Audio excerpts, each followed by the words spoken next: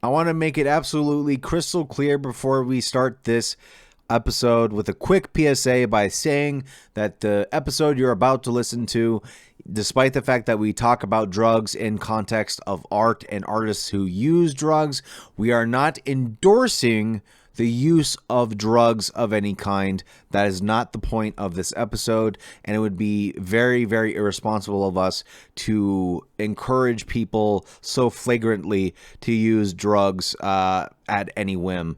That is not the point of this episode. If anything, we do want to use this episode as a warning of how drugs can negatively affect people. But at the end of the day, we're not the DARE program. We're not saying that all drugs are bad and you should be straight edge. If anything, we're encouraging you to live a healthy lifestyle. But the point of this episode is, if anything, is to talk about the positives, the negatives, and the importance of taking stock and knowing when to say when and to stop using said recreational substances when need be. And we want this to be as informative as humanly possible. And I think we did a good job of that. We had a good conversation. But anyways, that's enough of my tangent. I just wanted to get that out of the way just to please the TOS gods of YouTube and Spotify and everywhere else. Because the last thing we want to do is be irresponsible with this podcast. And we want you guys to know right ahead of the gate that our goal is not to encourage drug use. So anyways, be responsible, be safe, and don't get all huffy now. Anyways, let's get to the podcast.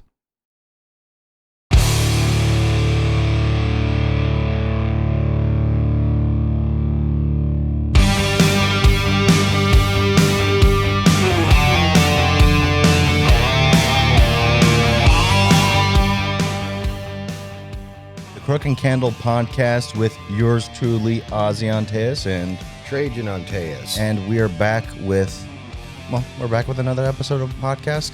This episode, we're going to be talking about drugs, art, and what, divergent thought? Yes, divergent thinking, art and drugs in art. Right. And this is going to be a very interesting one, very interesting topic, because when it comes to art and drugs and all that, and it's a very interesting topic because it kind of goes hand in hand, but it also kind of, there's many routes you can go with this conversation. But before we do that, first off, let's just get this out of the way. How was your week? Pretty good week. Yeah. Seattle, we had they were cold days, but yeah, the sun came out. Yeah. So the sun, great, it's great been, for mood elevation. Yeah, you know? not been as rainy, thankfully, and it's been pretty. It's been pretty chilly still, like because we're still technically in winter. But yeah, no snow, thankfully. The coldest it got was a few days ago. Like I literally walked out the door with Collie, who's not in the room right now because she's a loud talker. Yeah, she's a whiner. She's such a whiner. But yeah, so I took her out one morning and literally everything was like frosted. Yeah, covered in ice. It was pretty cold. So, but overall, yeah, weather's been pretty good. How was your week? It was fine. Not too bad. Actually, yesterday I had my first. I started to do more live streams and stuff. I'm trying to make that a more regular thing every week. Like yesterday, I streamed some games and stuff like that. I actually got my first follower on Twitch. Yeah. So that was pretty cool. By the way, if you're interested and you want to see me play some games or whatever, or talk to, do live shit, twitch.tv/accept, AXECEPT. If you know what I'm referencing, you're cool. If you don't know, then you don't know. It's okay. But yeah, accept, like an axe chopping down at the door. Yeah. So anyways, but yeah, overall the week was fine. Nothing to write home about. Also been knocking out that script for my next anime hole video. I'm pretty much halfway done with that. It's actually been nice being much more productive. Haven't really been waking up as early as I would have hoped, but partly I think most of that was just coming down to making some bad decisions as far as like eating way too late. So because last night though, to be fair, like the reason I woke up at like 8 was because I drank last night. Drank some drinks. Yeah, drank some drinks for the first time in a while, just to get loose for that live stream. But yeah, that was That's fun. a perfect Which kind of analogy. Yeah, with the drugs thing, because I mean, when it comes to drugs and there's all kinds of drugs. Alcohol's a drug. yeah. It's more of a downer, but it loosens you up. It does. You know? Yeah, it does. And I will admit, like, to be fair, too, like, I don't feel as guilty about doing that because I've been making more of an effort to not drink as much. You as well. Yeah. And I think it's perfect. Like, if you're just trying to loosen up for a show or whatever, like, nothing wrong with a drink or two. That's why, what was it? Hemingway said, write drunk, edit sober. That's true. I do agree with that. Hell, even like just like because we've been smoking like cigarettes and stuff too. So it's like yeah, like just before this podcast started, I smoked a cigarette. You know? Well, even that is because there's people, artists that drink and smoke cigarettes. Yeah. Rothko, Mark Rothko was a painter that definitely did that. He did a bunch of other kinds of drugs, antidepressants, but it was alcohol and cigarettes. And even we were talking about cigarettes not too long ago. Yeah, the last podcast we talked about that. And you mentioned kind of like, yeah, it helps kind of Gets you in a different headspace. reframe.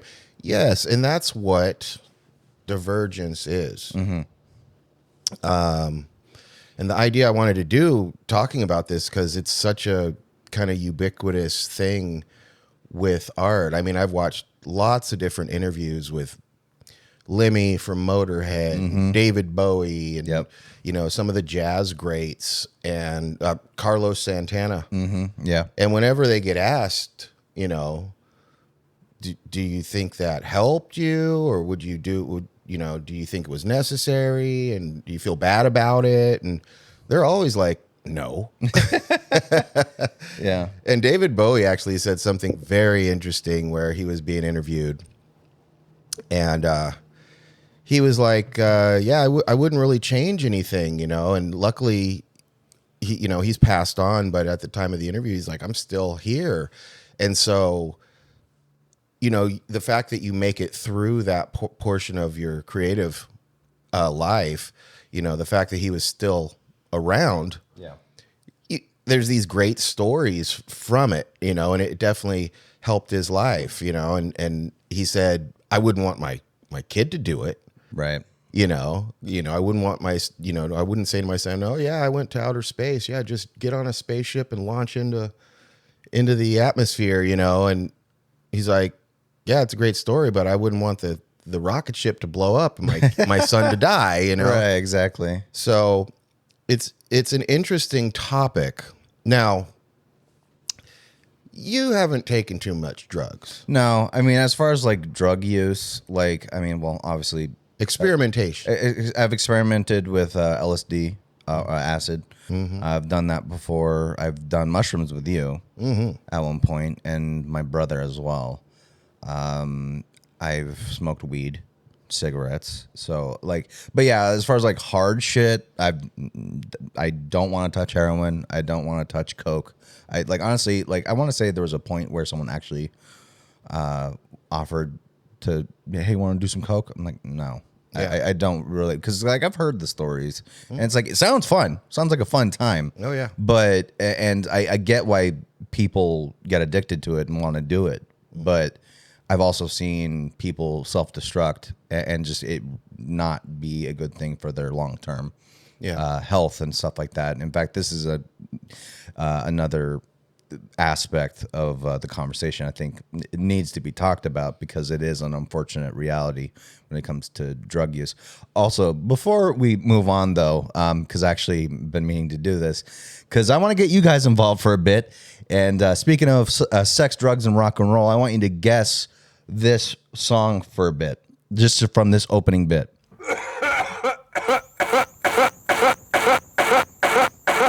If you know what that's from, leave a comment. Whoever is the first person to fucking guess it, you're cool, and I'll shout you out.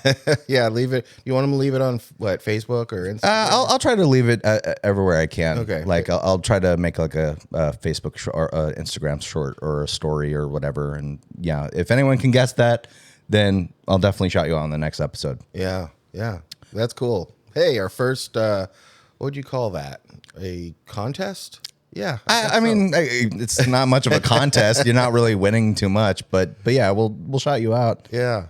Well, that was, I'll give you a hint. It was from a great band. Yeah. How's that? That's a great band.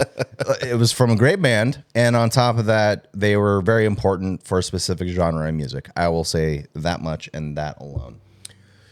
Yeah. And actually, that's, as we take a little dive into this conversation, obviously you guys know, I'm a tattoo artist, been doing it for 20 years. I've been painting. I painted a lot of, stuff in high school. And then there was a long time where I didn't paint. I just drew in pencil. And then I started painting again in 2000. So that, even that has been, I guess I've been painting a little longer than I've been tattooing. But everyone kind of knows about drugs and music. That's dive into that. Yeah, it's like the biggest example. Yeah, sex, drugs, and rock and roll, man. Exactly. That's but yeah, there's plenty of people, plenty of bands that you can mention where it's like, in fact, what was it? Yeah, Lemmy from Motorhead. Like, it was funny because I was watching a little interview of him, a little interview snippet where, and this is like post him doing meth and shit. Yeah. So like he stopped at a certain he stopped point. at a certain point because he realized that the law of diminishing returns is a real thing. But yeah, like they were just asking him like, do you think there would have been a Motorhead if you weren't doing drugs? I was like, well, it probably wouldn't have been called Motorhead. So right. like it would have existed in some way, but it probably wouldn't have been called Motorhead. And but it's also kind of funny because I don't know how many people know this, but if you're a Lemmy fan, you probably know Lemmy first got he didn't get his start necessarily there, but one of his big breaks was Hawkwind? Hawkwind. He was the bassist of Hawkwind, and he was the heavy drug user in that band. Well, there was I can't think of his name off the top of my head, but I want to say one of their guitarists did speed, and so he kind of, hey, we should get Lemmy, right? Just so he had someone to pal around with and do that particular drug. And Lemmy actually kind of mentioned that, but yeah, Motorhead and that whole band when they were younger were just maniacs. Oh yeah, pretty. I'm trying to remember, because I know Filthy Animal Taylor did drugs.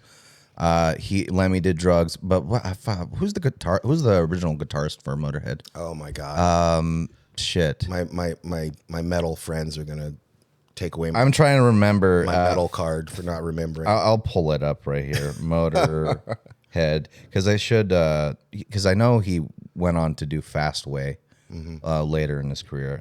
God, why am I blanking on his name? I can't think of it either. I don't know why. I'm being old and forgetful. I guess that's my age showing. God damn it, this is horrible. What line up? There you go. God damn it. As he's looking for this. Yeah. Sorry. How have if you know of an artist or band or anything like that in their early careers were Fast Eddie Clark. There we go. That was his name. I should have known that. But yeah, Fast Eddie Clark. I think he was the only guy.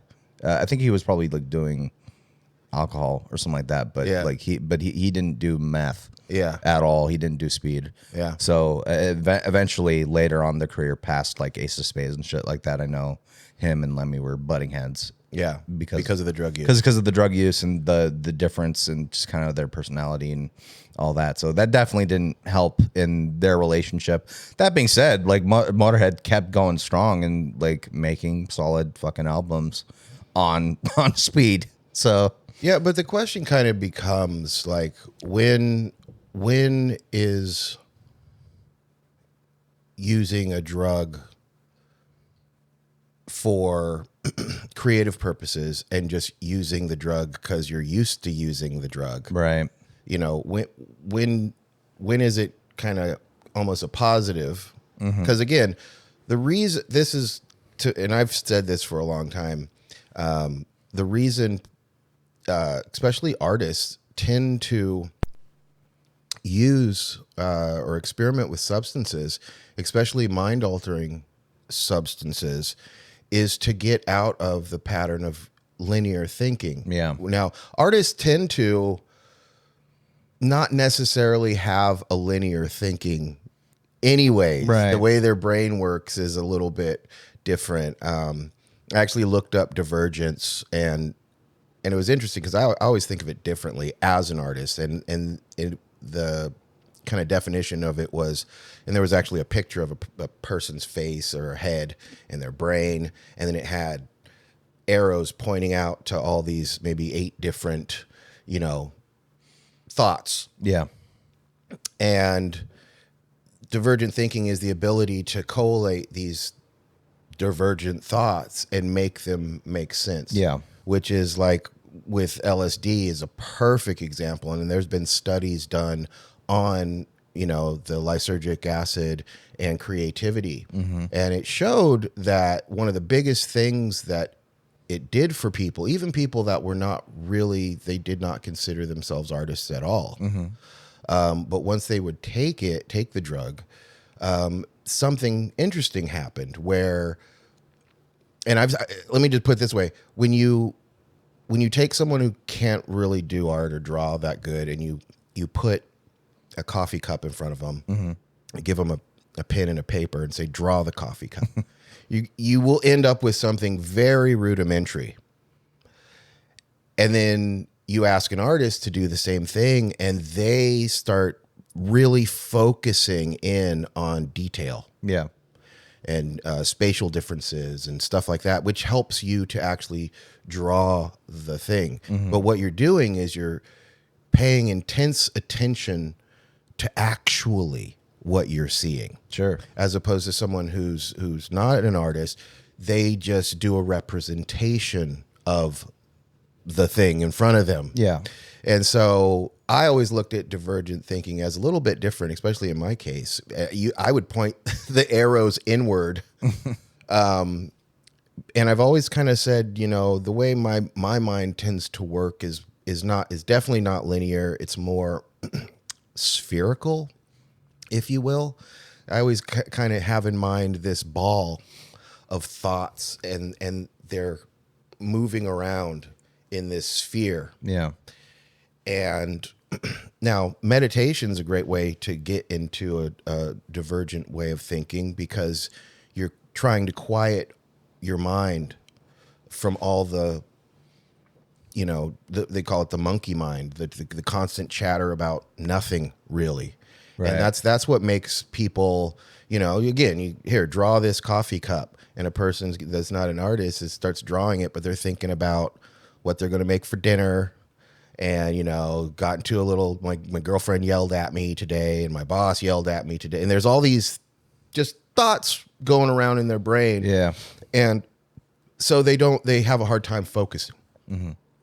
And just like meditation, there are certain opiates, and a lot of people who've talked about opiates that I've known, because actually when I was in Portland, I had a couple interesting conversations. I was part of this psychedelic society down there, and we would actually have these meetups, and we would sit in chairs, and we wouldn't do drugs, but all of us were kind of people that have experimented with drugs, or currently were, taking, they would take mushrooms or acid or MDMA or whatever. Yeah. And so we would talk about our experiences with it. Yeah. And a couple of the conversations, people would ask me, because I would talk about the fact that I had a past that involved opiates. For the most part, it was like Oxycontin, which I got hooked on. But they've some people were like, yeah, I tried it and it seemed kind of psychedelic, but not like like LSD and it's not a psychedelic. Right. But people will talk about this dreamy headspace they get into. And in a dream, you're definitely in that space where things that don't relate connect into your dream. Yeah.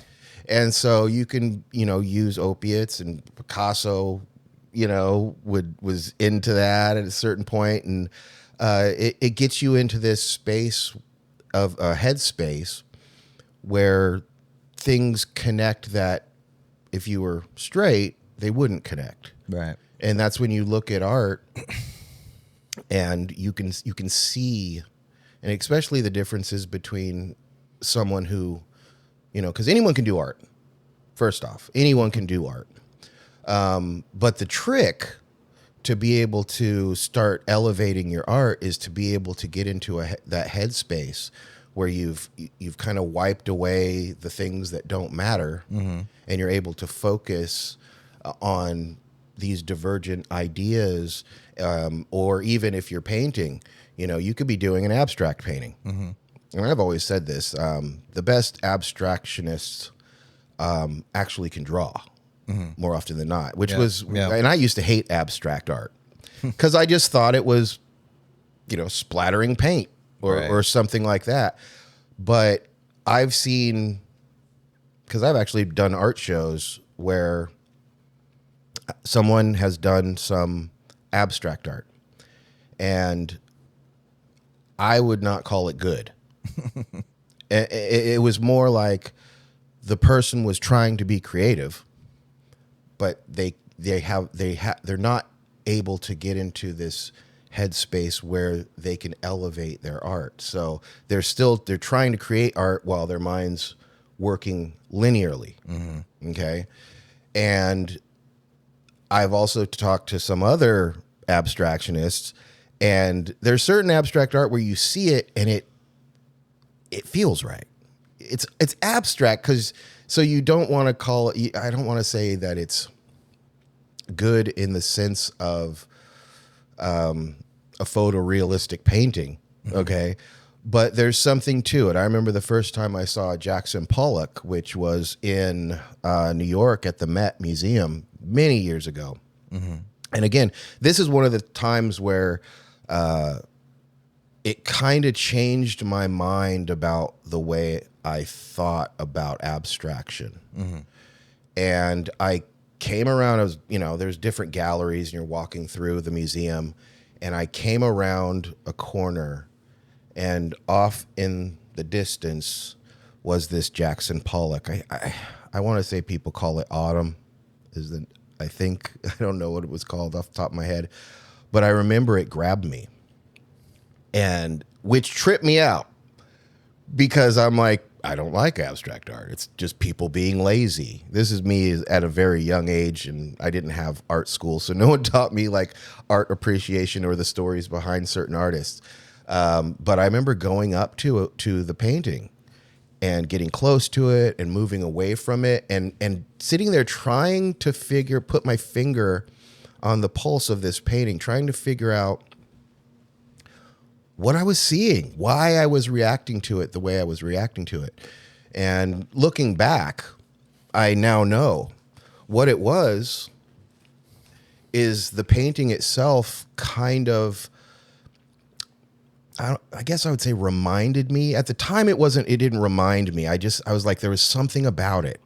But looking back, it did. It reminded me of the headspace I would go into in order to do art. It was a totally abstract representation of that for me.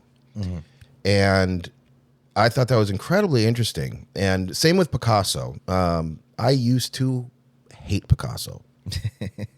And the reason is as a young artist, I was trying to render drawings at the highest level as I could, the best I could. If I had to do a portrait of someone, I had to make it as good as possible and make it look as close to the portrait as of the person as possible. And so looking at Picasso's art, it irritated me because he's drawing faces very simply like a child. You might have two eyes on one side of the face, and Right. the hands and stuff are just big. It looked like a kid did it. And I'm like, and he's this celebrated artist. And I'm like, what the heck is going on here?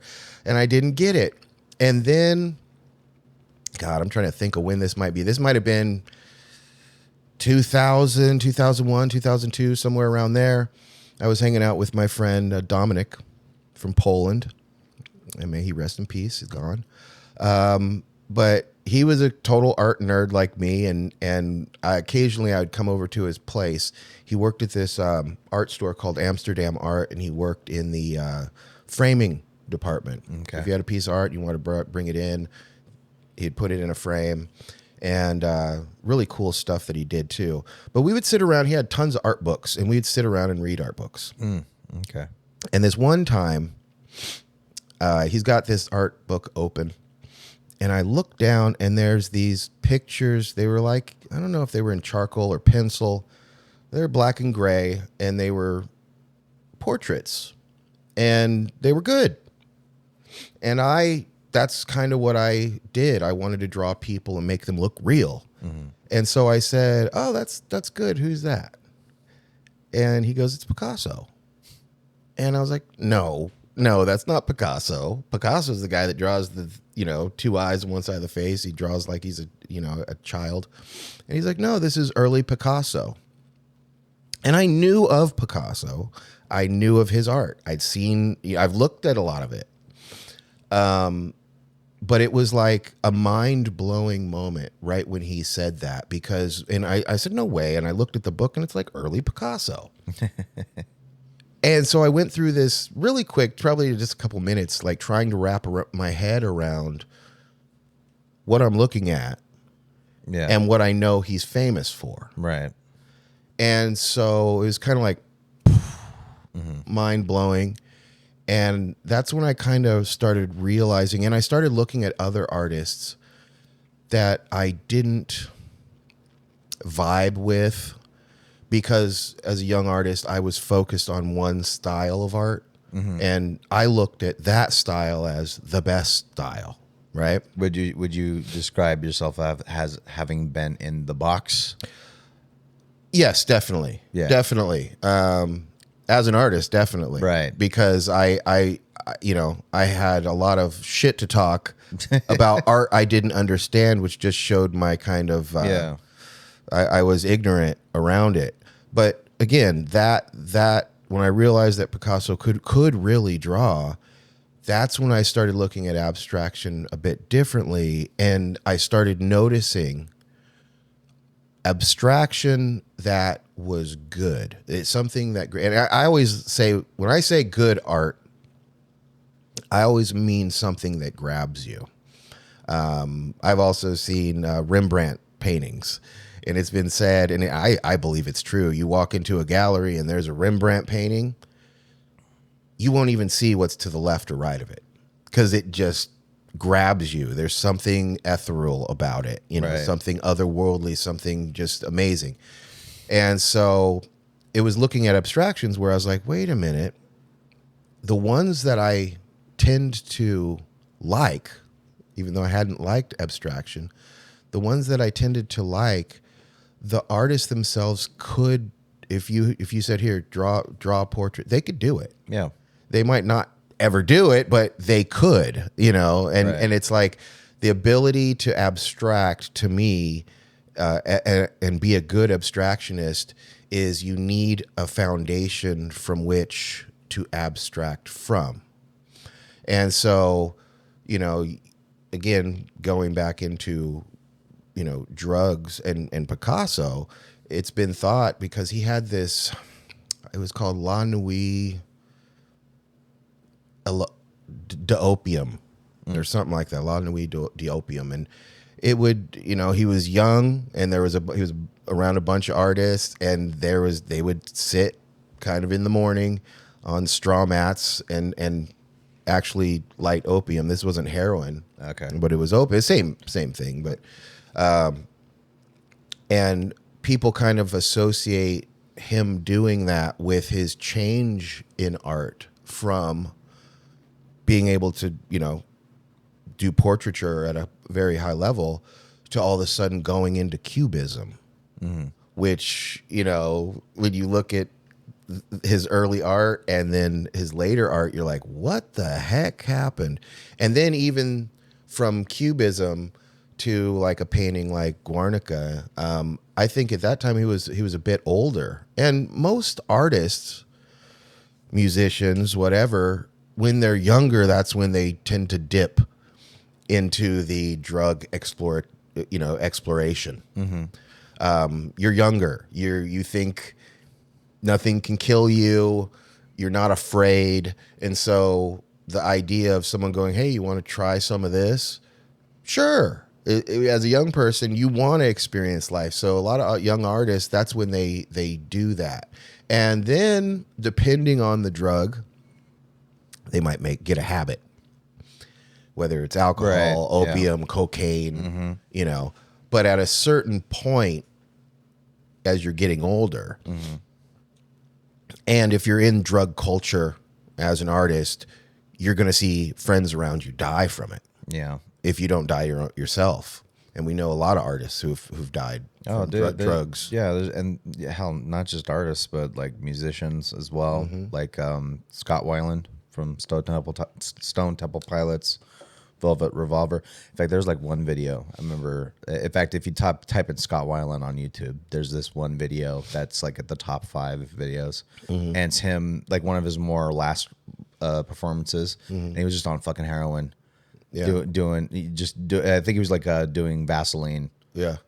With his band, and actually, I want to play it because the reality is like, and everyone in Velvet Revolver was kind of like, he's a great front man, but he's a lot of problems because he couldn't get a handle on the drugs. It was horrible, and that's a kind of a thing. Well, I guess to wait for this video to load. The thing, one of the things too, because like I think the problem sometimes people do when it comes to drugs and art is they like to romanticize it a little bit too much, and I get why, because for example, like Black Sabbath, like many people don't know that Black Sabbath started off as a blues band. They fucking said it themselves, like literally, like Ozzy, like he 12 bar blues, 12 bar, they would go into a bar, like I think the first play all day, they play all day, throw their hair down, have a couple pints, and play 12 bar blues. And one of the things I guess what changed that, because they eventually started experimenting with acid, weed, all that shit, and I'll say this from my perspective. Having done certain drugs like weed and LSD and mushrooms, it definitely does kind of make you think a certain different way than you would have if you were sober. And I would assume that's how, because like that's the thing. It's like you go from blues and then they're fucking doing these drugs, and the next thing they're doing this weird fucking heavy ass like doomy type of music that no one was doing at the time, and taking on subjects that no one was really taking on subjects that no one was really talking about and stuff like that. And that's the thing. What led to them being able to adapt from that, what it was being able to put themselves in a different headspace using drugs to think a little bit more out of the box, as you would say. But then you get situations like this. It's just so fucked up. Scott Weiland from,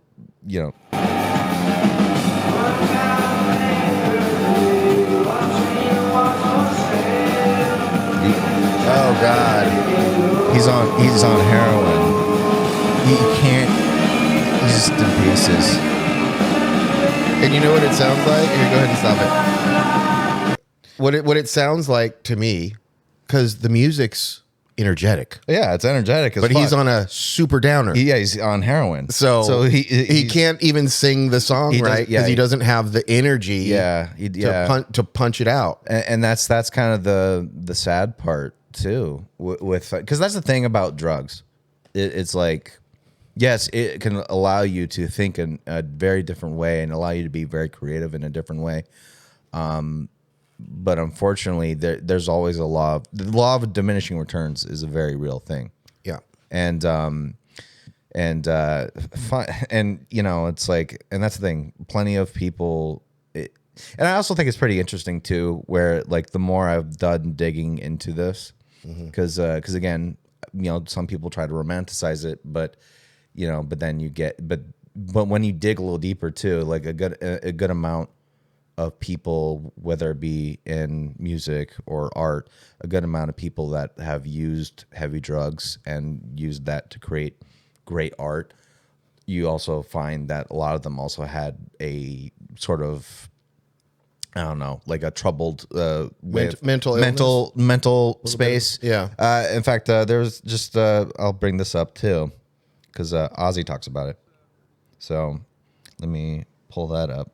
And this is Ozzy Osbourne talking about his past drug use. He doesn't go home and sit and watch the television with his red nose and he takes his paint off and he's a normal bloke. That's all I am. I'm not the same person off stage as I am on stage. However, when I was doing alcohol and drugs, I was becoming that person all the time. And it was so fucking much hard work, not only for me to keep up and maintain and perform, but for people around me, because I just took everything for granted. I blew tons of dough trying to get paying for fucking things that had broken and paying people off to fucking not sue me and whatever. You know, I'd think, well, Keith Moon died or so-and-so died, I'm next. I knew I was dying with it, you know. I got arrested more times than I didn't. I'd go to the doctors and they would give me a medical and I'd call my wife up and say, listen, I've got some pretty alarming news. I shouldn't think about having a long life for your husband because his liver's about to fly out of his arsehole. And then I'd wait for a week or so. I couldn't wait to have another blood test, so I'd say it's getting better. So I'd go out and get pissed again. With the amount of poison that I put through my fucking body over the years, I should have been dead 1,000 times. And then what I would do, I'd go to a doctor and have a shot of vitamins. And I'd think I was okay then. And you take vitamin pills just because it's subconscious. You think you're putting something good back in, you know? I was into fucking everything, morphine, everything. Why can't I stop? But you get up in the morning, you keep banging your head on the morning, and you go to bed and you got a fucking big lump on your head. And you think, fuck me, what is the fucking point in doing that? And the next morning you wake up and you get up, the first thing you do is start banging that wall again. That's the simplest way I can put it to you. I would get up in the fucking night, you know, and drink. The last house I had, the reason why I bought that house was... Yeah, that's, and the funny thing is well, it's not funny, it's more tragic. Yeah, it's sad. And it's funny because I'm still alive. Right. But yeah, my opioid addiction, it was the same for me. I initially, it was great. It made me feel good. Sure. As a tattoo artist, I'd spend long hours in a chair tattooing someone. And as a matter of fact, when I tried to get off, like I talked to a doctor and the doctor's like, what do you do? And I'm like, I'm a tattoo artist. And he was like, and this is like maybe 2003 or 4. And he was like, I don't know what it is about all you tattoo artists. I get so many of you in here trying to get off of opiates. And I said, well, it allows you to work for long periods of time and your body doesn't hurt. Right. And if you wake up in the morning and your body's hurting, you take some more. Mm-hmm. And so initially it was that dreamy kind of headspace, that altered state that I got into that I liked about it. And I was, you know, going through some kind of repressed traumas at the time. So I was using it to deal with that. But eventually... I'm a fucking artist. I'm sensitive as shit. Yeah. And so, that's a perfect little soundbite because the thing is, when you're a creative person as opposed to someone who's not creative, and your art is important to you, and in order to make the art as good as you can, you have to really be able to focus and see what you're doing. I'll go back to that drawing a coffee cup analogy. Yeah. The artist is the one, like I have this this coffee right here. And just as an exercise, and I don't draw it anymore, but a lot of times I'll just be sitting and I'll be looking at something. I might be looking at the top of this coffee mug here, and I'm like, okay, I know this is a black top cover to my coffee, little plastic cover. But when I'm looking at it, I'm like, what am I actually seeing? Because it's not Vanta black, right, where it looks like a hole, right. And so I'm looking at it, I'm like, okay, there's I'm noticing the contrast. I'm noticing the parts that are absolutely black, and then I'm noticing other parts, and I'm like, what color is that? That's kind of a gray. Okay, that's what I'm paying attention to, because in order to draw or paint this thing, I have to take notice of all of these things. Yeah. So let me just finish. So if, and this is the hard part with drugs, especially harder drugs, you're using them and you start getting a habit for it, because of the fact that as an artist, what you do is you're laser focused on the art. You're see when I say I see this cup, I really see it for what it is. And I see it that way so that I could draw it or paint it. So you're living in this headspace. The downside of being in that headspace is you kind of start seeing everything that way. You start seeing the relationship you're in that's not perfect. Right. You start, you're looking at politics, and you're watching, people delude themselves, and you're really kind of seeing things more the way they are. Mm-hmm. And so can be incredibly depressing. Oh, sure. Yeah. And so it becomes the drug or substance that you're using to be creative. And again, a lot of times using these substances to be creative, not necessarily do you always use them at the same time as you're being creative.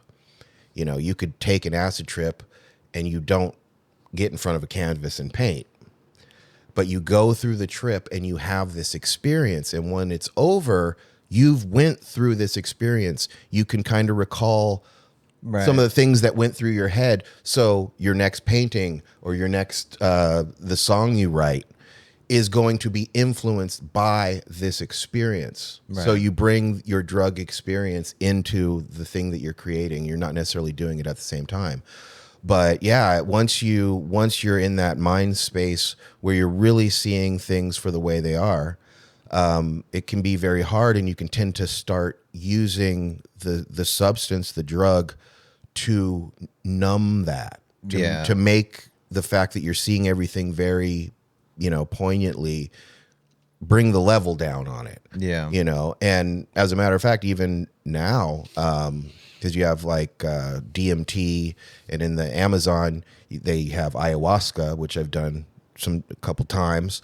And normally this is given by a shaman. And the shaman in the village doesn't live in the middle of the village. He lives pretty much at the outskirts of the village. Why? The way he thinks about things is different from the way the normal villagers look at things. Right. They're concerned with, having a baby or getting married or, what the next crop is going to be and blah, blah, blah. The shaman's on the outside, and it tends to be when someone has a problem where they feel they need the shaman, they go to the shaman because the shaman sees things the way no one else sees it.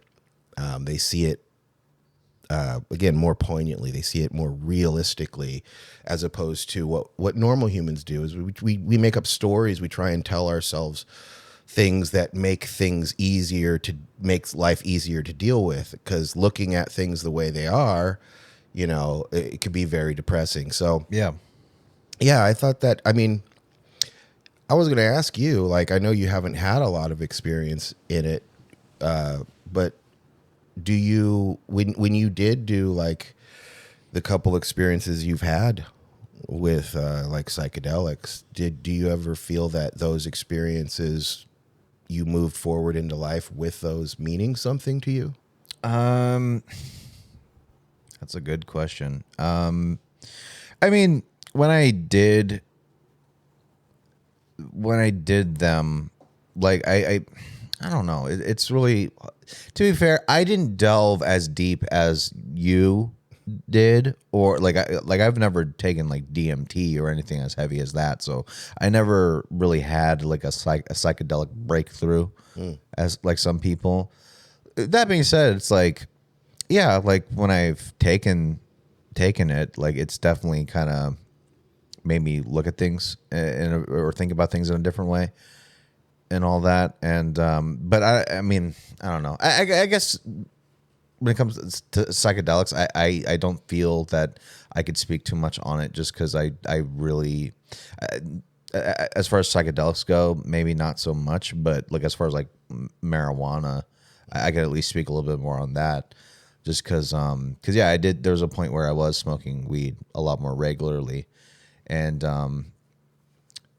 you know, and I definitely think it definitely reframed things for me and made me look at things very differently. That being said, I was also a thoughtful person growing up. I would think about things a lot more. So,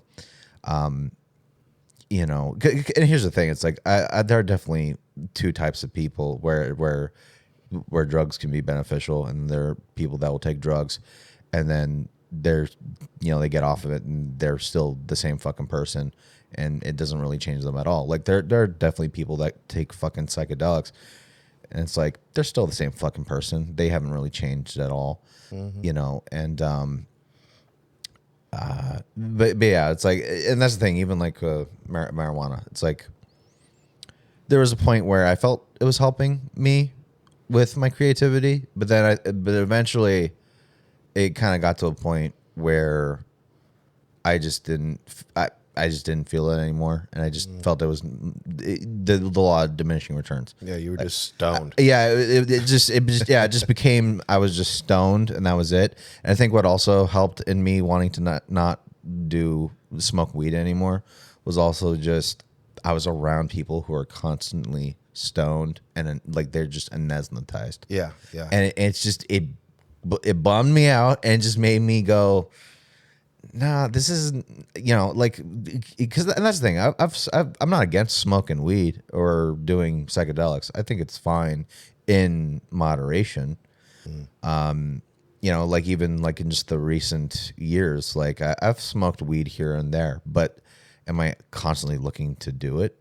You know, no, not really. And just because personally, I forget who said it, but I think it was one of those psychedelic advocates or whatever, or the people who do studies on it, where he's like, you know, when you get the call, hang up the phone or something like that, or whatever the fuck whatever that saying was. I probably butchered that, but yeah, that was kind of me, where it's like eventually just kind of got that phone call where it's like, maybe you should stop. And I'm like, okay, hung up the phone, and I just, you know, stopped. Now, granted, like I still have, like, I ended up trading that for like alcohol and shit like that.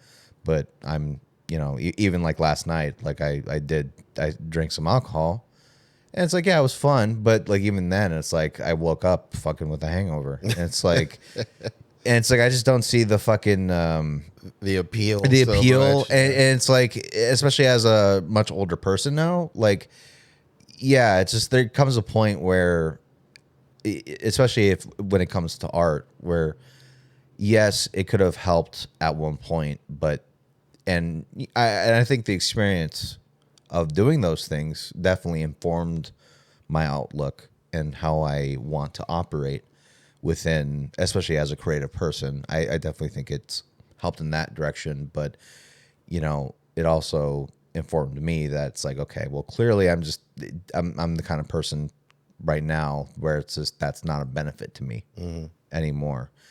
And but then there's some people that just they don't get that message and they fucking die or something like that, or they OD or something like that. Well, that's kind of like when I was in Portland.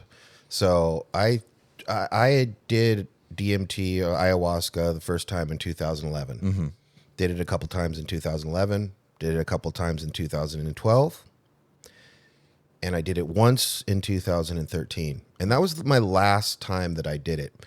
And when I was hanging out with the kind of psychedelic society, that was kind of something that I noticed. And I ended up kind of moving away from the society because I'm like, these people, not that they were bad people at all. I loved them all, but they seemed to be chasing the dragon almost. Yeah. They weren't necessarily taking what they were getting from the experience and really incorporating in their life, with the exception of you go to their house and it's covered with psychedelic stuff. Right. That makes the house a cool place to trip at. But for the most part, they wanted another experience and another experience and another experience. And I just was like, I don't think that's how you're supposed to do it. And that's why, like, with DMT or ayahuasca, that's like, I did those sessions and then I was like, I have had enough of experience with this to last a lifetime almost. Sure.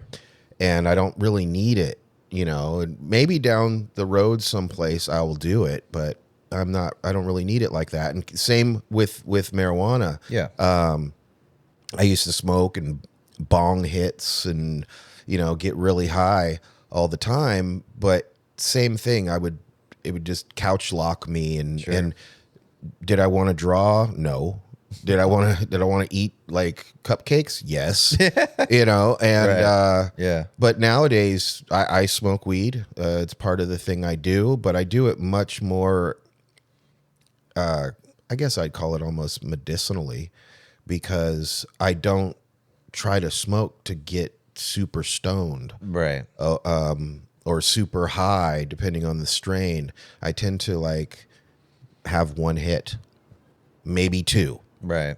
And that's kind of it. Just kind of helps my mind space. And, I've had issues with mental health before, and bipolar and all that stuff. And, they put you on Prozac or lithium or, whatever.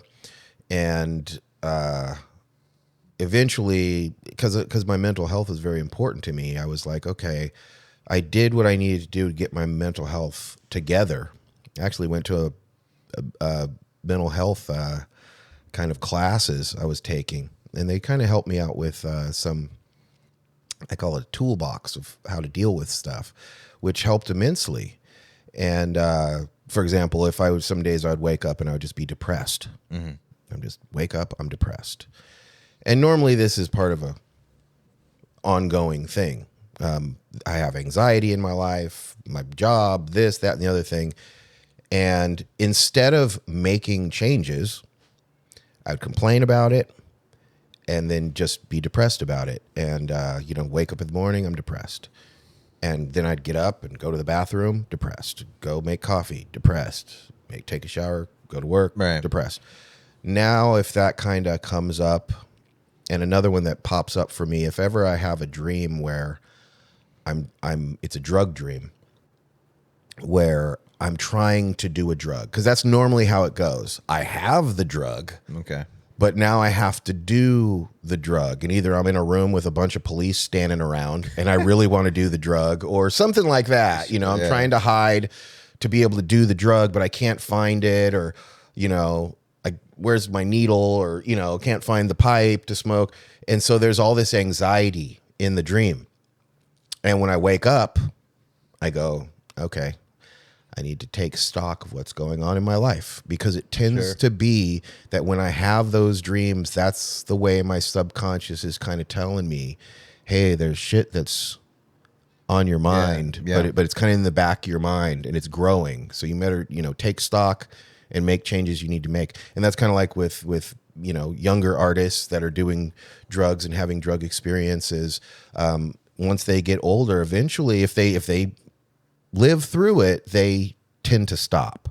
Well, that's the best case scenario. That's the best case scenario. But like I said, normally you don't do drugs in a vacuum. It's not like you as an artist are doing drugs and there's no one around you that's an artist and there's no one around you doing the same drugs. That's not how it happens. You're going to have some sort of a community. So yeah, seeing people pass away or getting a call in the morning and, oh, hey, so-and-so's dead. They overdosed. And that stuff is incredibly painful to deal with. And, and it kind of reiterates for yourself that maybe you need to make some changes. I definitely, when it comes to my drug usage in the past, I definitely have some regrets. Because, when you let any kind of chemical take over, you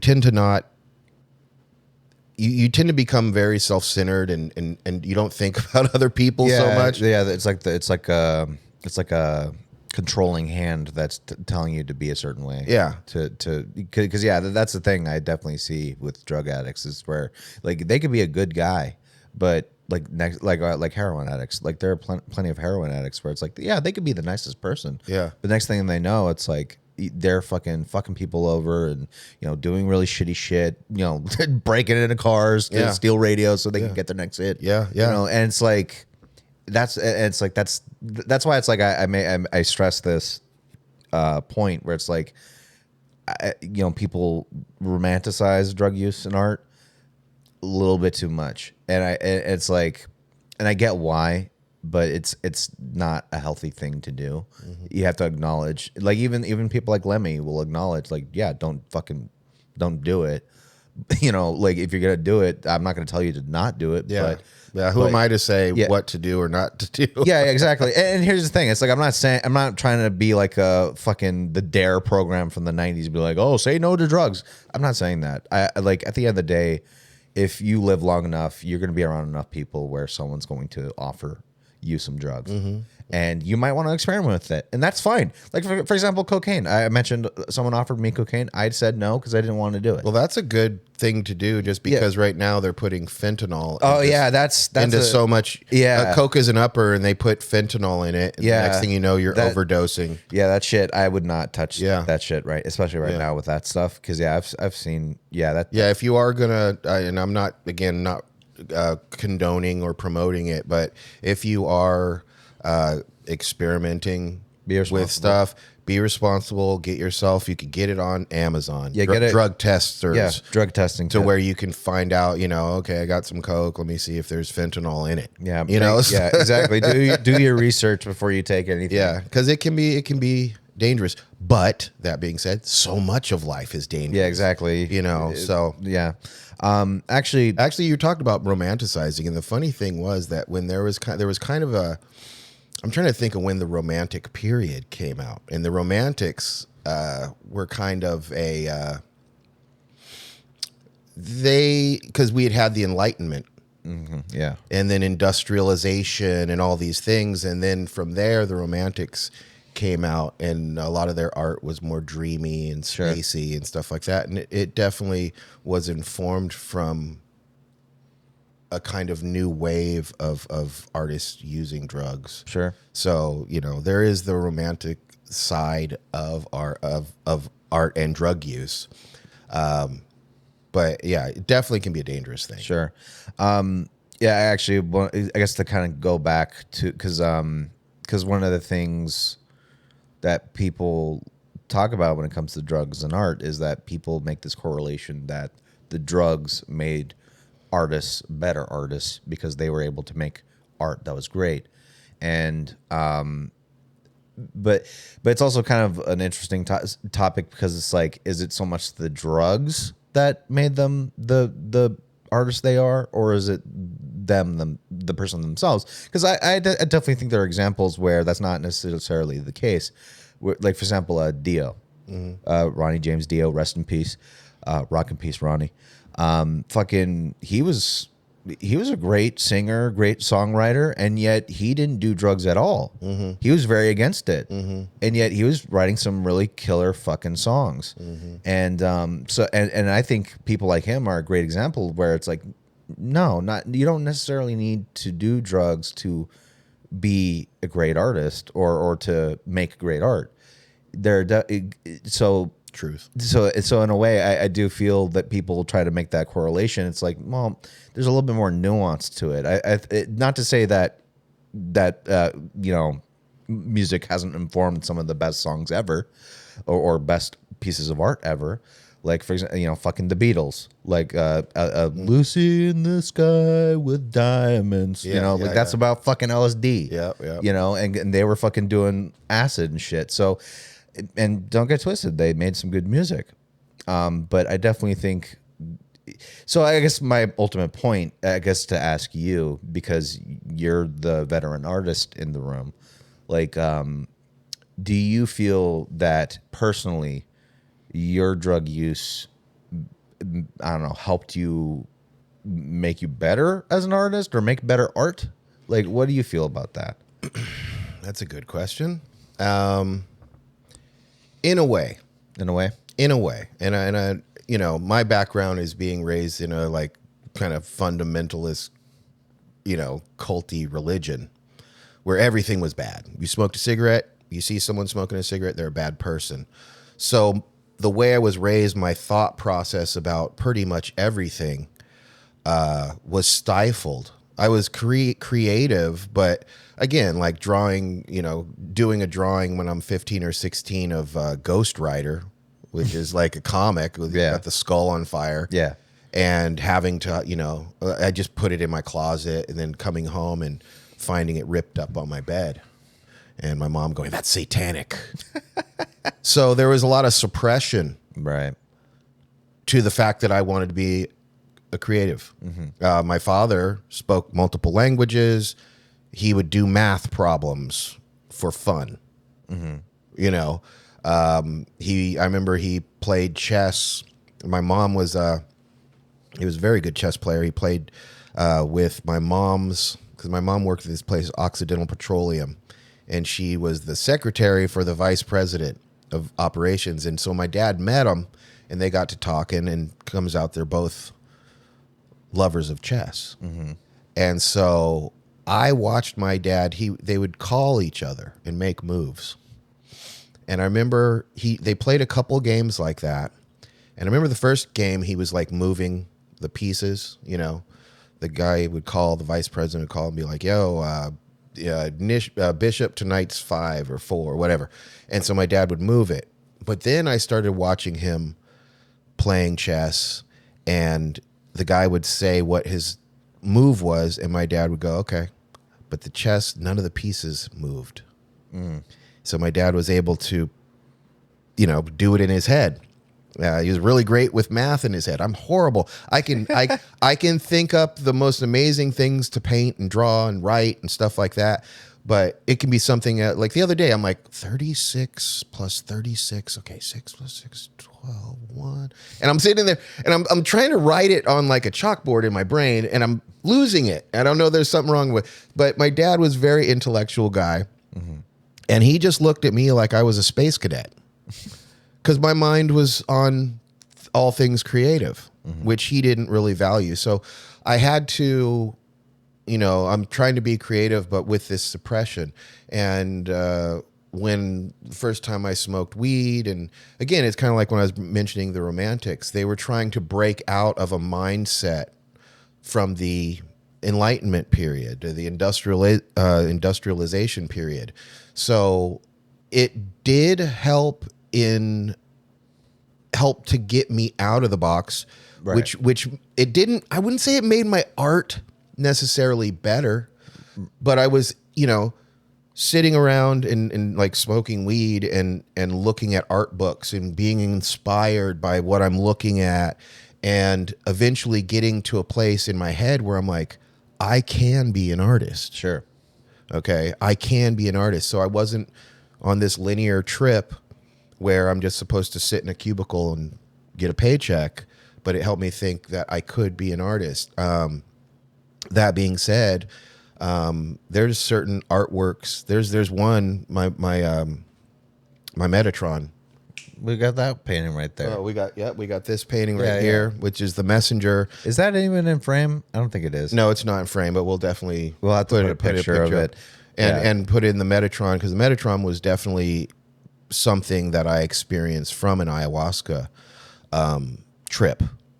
And in it, there's a lot of symbolism and, different languages. And because I've definitely had, when I would do certain like psychedelics, I would go on this trip about, language and mathematics and the things that connect our human family and stuff like that. So the 10,000 hours I spent learning how to draw, and the 10,000 hours that I spent learning how to paint and learning how to compose and learning color theory and stuff like that, none of that was really helped by my drug use. But that being said, it was the times when I was, taking a drug and my mind opened up and I'm thinking certain thoughts, or downloaded is pretty much the way I think about it. And I've said that for a long time, is like a lot of people that are artists are more like a conduit.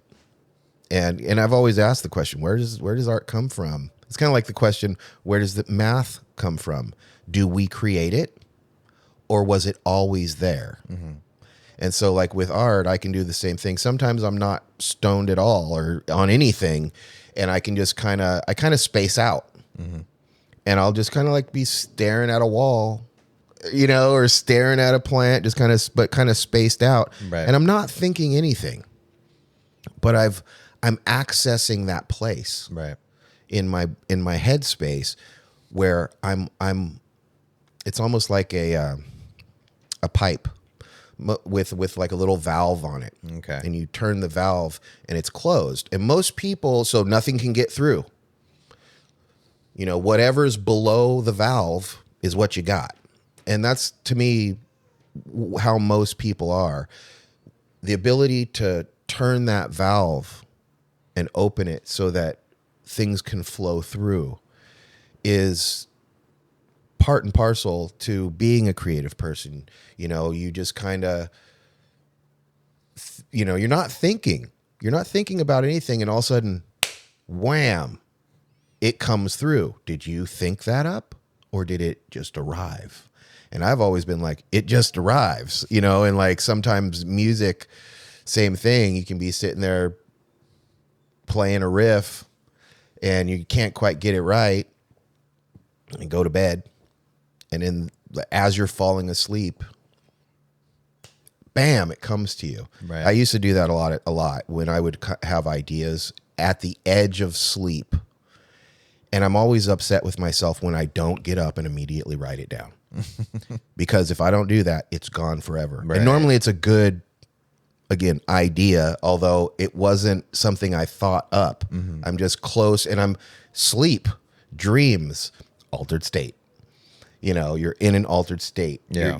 As opposed to your waking life, you're going into your sleeping life, and it's an altered state. And sometimes when I'm right at the edge, something will come through. And if it's important, normally it's important. It's normally a good idea, quote unquote. Right. And I'll jump up and write down the idea. So I have some regrets about my drug use in the past when it comes to drug experimentation and its effect on me creatively. Excuse me, my coffee. I definitely wouldn't change anything. It definitely was something that I look back on, and it was experiences that shaped me as a person. So the person I am now is a person, I like who I am, but I had to go through all these things to get to that point. Yeah. And so I would say, in a sense, it did because, you know, like I was raised to live in a box and serve God and knock on doors and just, you know, be a janitor and just work until the end of the world comes. And like, then I have all the time to just live forever and do whatever I want. Right. And that was kind of the box that I was born in, and that's what I was supposed to do. And the fact that I escaped that kind of upbringing and became an artist, definitely I'd say that because drugs are taboo. You know, when you break a taboo, you grow. Sure. In a certain way. And it could be a negative way, but it can be a positive way. And again, like the idea that drugs are just bad that's a fallacy. You know, just like the fallacy of me growing up very religious and someone who smoked a cigarette is just a bad person. I was talking to you about this not too long ago because I started smoking because it's just been a stressful year, and I'm just sitting there looking at this cigarette and go, you know, there used to be a time where I just associated people that did this as they were just bad people. Can I tell a story? Quick little story. Go for it. Because it actually does pertain to the cigarettes. So I told you this story a while ago because this actually happened. I was on my porch and I was smoking a cigarette and school was letting out. So because we lived near a school or two schools, actually. There's like a school across the street and there's a school another way, I think an elementary school or something like that, or middle school. I don't know. But yeah, a lot of kids will, you know, when school lets out, you'll see a bunch of kids just walking around going to, you know, the gas station, getting some stuff, or, you know, going back to their house in the neighborhood or something like that. Anyways, I was smoking a cigarette and some kids were walking by, and I was just on the porch and I was just smoking the cigarette. And this one girl looks at me, and I at first she just gives me this look, like almost like I don't know if it was disgust or what, but she's just looking at me. And I'm like, what the fuck is she looking at? And then she's like, "Hey, stop smoking." And I'm like, "What?" Like it just kind of took me back, and I just kept smoking the cigarette. And she's like, "Stop smoking, you'll get lung cancer." And so you know what I did? Because at first my first reaction was to tell her to shut the fuck up, mind her own business. But then I'm like, no, wait, she's a kid. And I remember, Sounds like how I was. Yeah, that's how I was when I was a kid. And that's the thing too. It's like when you're a kid, you're raised to believe certain things by, especially in school, they like to tell you to think a certain way. And you know, like back then for me, it was like the DARE program, like say no to drugs, you know, all that stuff, you know. So, you know, drugs are all bad and all that kind of shit. So that's what I thought too. So, but it was funny. What I did, I put the cigarette back in my mouth, took a big drag, and just like, "Thank you," and blew some smoke out. Oh man. And that's the thing. It's like, yeah, I just thought it was funny. But and that's the thing. It's like I said earlier, like drugs, I don't think are inherently a bad thing at all. Normally they're on the planet. Yeah, they're here for a reason. Here for a reason. Like, Yeah. like whether it's marijuana or cocaine or cocaine. Opiate's one of the best painkillers. Just if you're in pain, Yeah, it definitely works. It Yeah, works. exactly. So I'm not saying I'm not a fucking anal uptight person that's like say no to drugs all the time, straight edge, you know, or whatever. I don't know what the fuck the straight edge sign is, but yeah, it's like that's the thing though. It's like a lot of people are different. You know, people function differently, and some people see, like for example, writers. A lot of writers, you'll see tons of photos of people at their fucking typewriters with a cigarette hanging on their mouth. Why? Because it helps them think. And I totally understand it. Like even when I started smoking cigarettes a lot more often, it gets me in this headspace where it makes me, I don't know how to explain it, but it's like it kind of centers me and just makes me, you know, it just. well, that's like it gets you in a meditative Yeah. space. Cause to me, when I meditate, like TM, transcendental meditation, it gets me in this space where I feel centered. Yeah. But that being said, this has been an interesting conversation. We went along a little long today because it was such a cool conversation, and I have to go on to my second job at noon. I'll be tattooing some people. Okay. But Ozzy, thank you for taking this on. I kind of came up with this idea to do this Sure. one, and some other ones we're going to do like this as well. Yeah. Kind of dive into some things around art and misperceptions or misconceptions, but I was pleasantly surprised because we don't really script this stuff at all. No. And the fact that you didn't have this, big well of experience with drugs and creativity, but you have had some really great insights today, so I want to thank you for that. To you guys out there, if you got a chance, you liked it, I know I'm going to definitely be promoting this episode. So if you give it a listen and you have any comments or thoughts, you can DM us at our Instagram or Facebook or Twitter, and it's all under Crooke and Candle. Crooke is with an E.